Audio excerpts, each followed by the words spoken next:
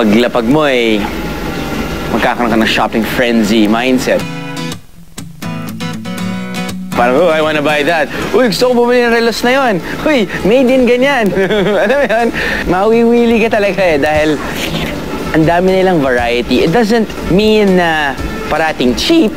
Yes, yes. Sometimes, they have good deals. Lalo na, di ba, pag August, the great sale in Hong Kong. So, magpapalit tayo ng pera. Nandito tayo ngayon sa TST or Tsim Sha Tsui. Bakit? Dahil dito sa TST, maraming money changers. Kung maraming money changers, ibig sabihin nun, competitive sila. At kung competitive, pwede ka makahanap ng the best deal na gusto mo. At tulad nito, pati yun. Pati doon, pati actually meron pa doon. Pero tinatamad ako, dahil 100 US lang naman papapalit ko, dito na ako. So, ano pa ang gagawin sa pera?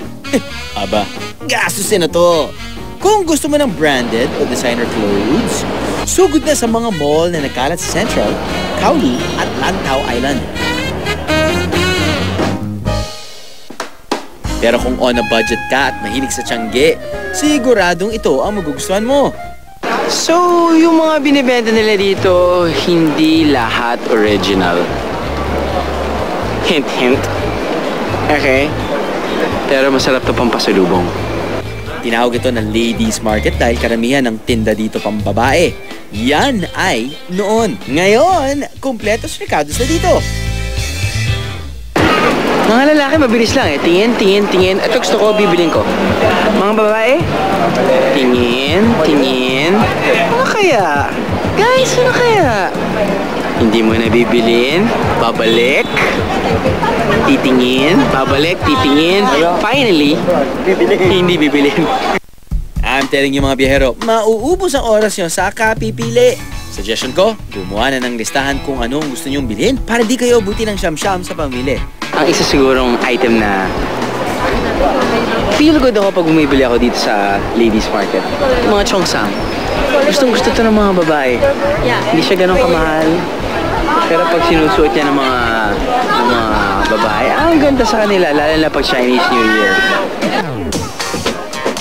Hindi porket ladies market ito para lang sa mga babaeng shoppers ang narito.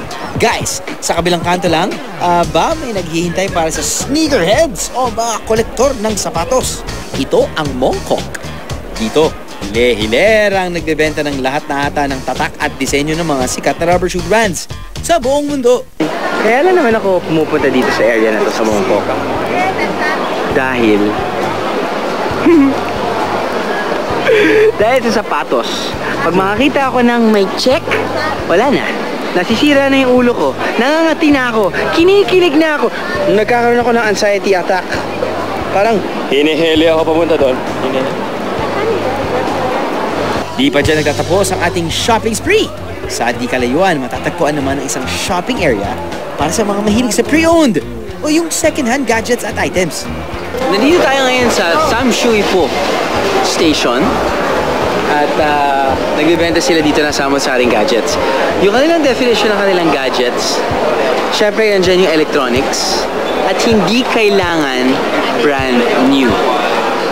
Music to your ears! Alam kong meron tayong mga viewers dyan na hindi brand new. So, sabihin mo may second hand. Naku! Parang ito siguro yung kanilang junkyard. Pero sabi nga nila,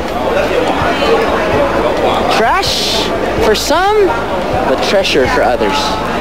Kung baga, isa itong ukay-ukay ng mga gadgets at iba't ibang gamit. Pero lang, ito yung mga gusto ko eh. Yung mga gamit na inaalikabok. 1974. Shisha.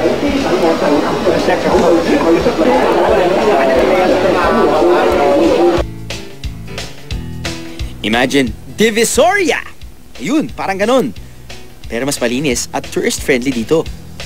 At safe daw mamili rito kasi mababa ang crime rate. Kaya naman ang kanilang claim, one of the safest cities in the world ang Hong Kong.